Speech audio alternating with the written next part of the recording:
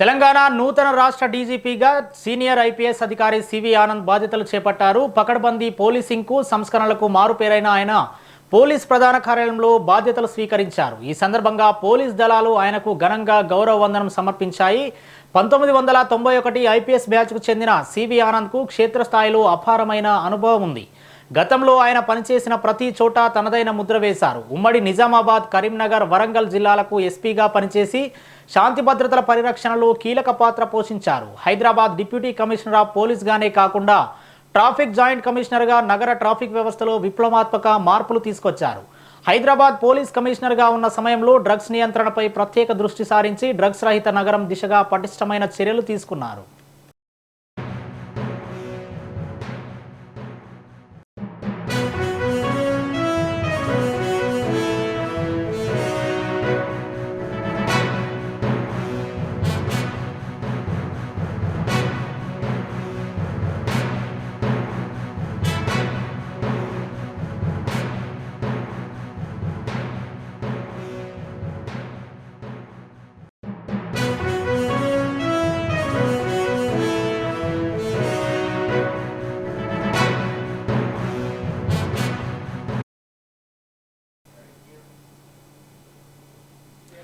తెలంగాణ రాష్ట్ర నూతన డీజీపీగా senior IPS అధికారి సివి ఆనంద్ బాధ్యతలు చేపట్టారు.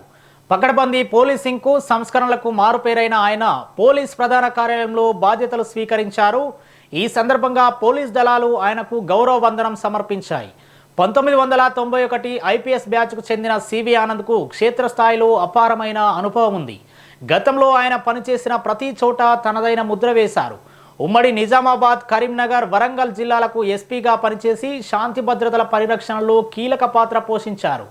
హైదరాబాద్ డిప్యూటీ కమిషనర్ ఆఫ్ పోలీస్గానే కాకుండా ట్రాఫిక్ జాయింట్ కమిషనర్గా నగర ట్రాఫిక్ వ్యవస్థలో విప్లవాత్మక మార్పులు తీసుకొచ్చారు.